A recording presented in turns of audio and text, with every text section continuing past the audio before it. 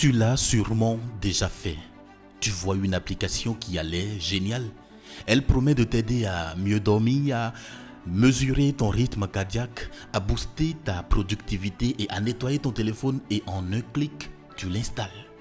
Tu cliques sur accepter toutes les permissions et en moins de 10 secondes, tu viens peut-être de lui donner accès à toute ta vie numérique.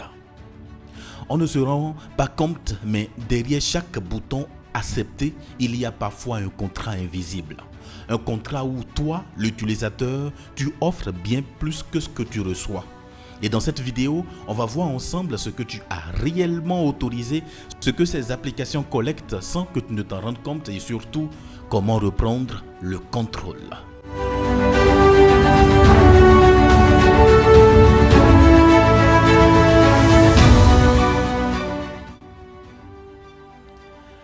Tu télécharges une application météo, tu penses qu'elle a juste besoin de connaître ta position pour te dire s'il va pleuvoir ou non. Mais elle demande aussi l'accès à tes fichiers, à ton micro, à ta galerie photo et même à tes contacts. Mais pourquoi une application météo aurait besoin de tout cela? C'est là que le piège commence. Beaucoup d'applications ne gagnent pas leur argent avec le service qu'elles te rendent. Elles le gagnent avec les données qu'elles récoltent. Tes habitudes, ta localisation, les heures où tu dors, les marques que tu utilises, les amis que tu appelles, ainsi de suite. Tout cela devient une ressource, un produit, une marchandise.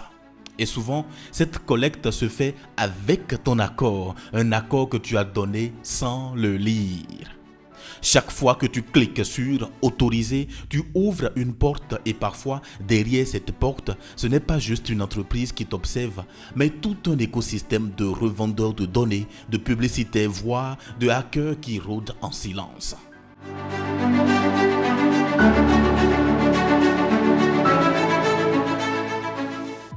Il faut comprendre qu'une permission, ce n'est pas un simple bouton technique, c'est une clé d'accès à une partie de ton téléphone. Par exemple, l'accès au micro permet d'écouter des sons ambiants. L'accès à la caméra permet de prendre ou scanner des images. L'accès au contact permet de cartographier ton réseau social. L'accès à la géolocalisation permet de savoir où tu vis, où tu travailles, où tu dors. Et tout cela, mis bout à bout, dresse ton profil comportemental complet.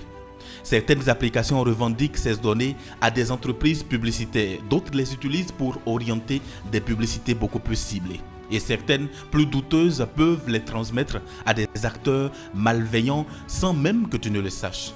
Tu penses que c'est anodin? Alors imagine une application lampe torche qui accède à ta position GPS, ton appareil photo, ton micro, ton stockage et qui continue à fonctionner en arrière-plan, même quand tu ne l'utilises pas. Elle n'a pas besoin d'être malveillante pour poser problème.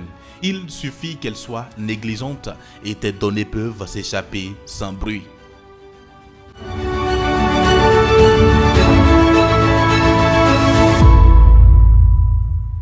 Aujourd'hui, la plupart des grandes plateformes te diront qu'elles respectent ta vie privée. Et dans certaines mesures, c'est vrai. Mais entre le test rassurant d'une politique de confidentialité et la réalité du traitement des données, il y a souvent un monde d'écart. Certaines entreprises collectent tellement d'informations qu'elles en savent parfois plus sur toi que toi-même. Elles savent à quelle heure tu te réveilles, combien de temps tu passes sur telle appli, quel type de contenu te fait rester plus longtemps, ainsi de suite. Elles connaissent ton rythme de sommeil, ton niveau de stress et même tes goûts amoureux. Tout cela sans jamais avoir à t'espionner au sens classique du terme. Juste grâce aux autorisations que tu leur as données toi-même. C'est ce qu'on appelle la surveillance consentie. Tu n'as rien à cacher, certes, mais est-ce que pour autant une raison pour tout donner? La question n'est pas ce que tu fais de tes données, mais ce que d'autres pourraient en faire demain.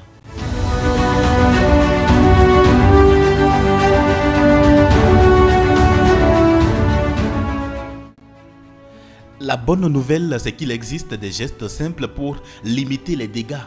Le premier, c'est de faire un audit de tes applications. Regarde celles que tu utilises vraiment. Supprime tout simplement celles qui dorment dans ton téléphone depuis des mois. Chaque appli en moins, c'est une porte de moins à garder fermée. Ensuite, vérifie les autorisations. Sur Android comme iPhone, tu peux voir exactement à quoi chaque application a accès. Micro, caméra, localisation, fichier, contact, tu peux tout contrôler et surtout tout révoquer.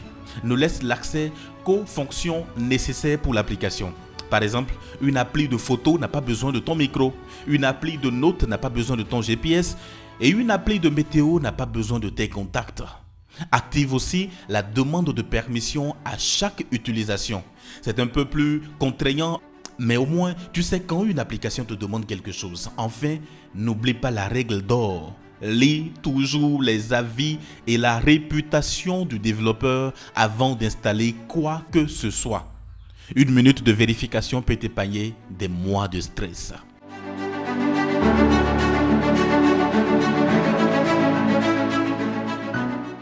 On vit une époque où tout est connecté. Nos montres comptent nos pas, nos téléphones enregistrent nos voix, nos voitures suivent nos trajets. La technologie n'est pas mauvaise en soi, mais elle devient dangereuse quand on lui donne tout sans condition, sans conscience. Chaque autorisation que tu accordes, c'est un morceau de ton intimité que tu offres à une machine. Et ce n'est pas dramatique tant que tu sais ce que tu fais. Mais quand tu ne le sais pas, alors c'est là que commence la vraie perte de liberté. Alors, avant de cliquer sur « Accepter toutes les permissions », souviens-toi, la vraie sécurité ne vient pas d'une application, elle vient de toi, de ta vigilance, de ta capacité à dire non. Parce qu'en ligne comme dans la vie, tout ce que tu autorises raconte une partie de ton histoire. Et certaines histoires méritent de rester secrètes. Va dans les paramètres de ton téléphone, vérifie les permissions de chaque application et partage cette vidéo pour aider les autres à protéger leur vie privée. À très bientôt pour une nouvelle vidéo.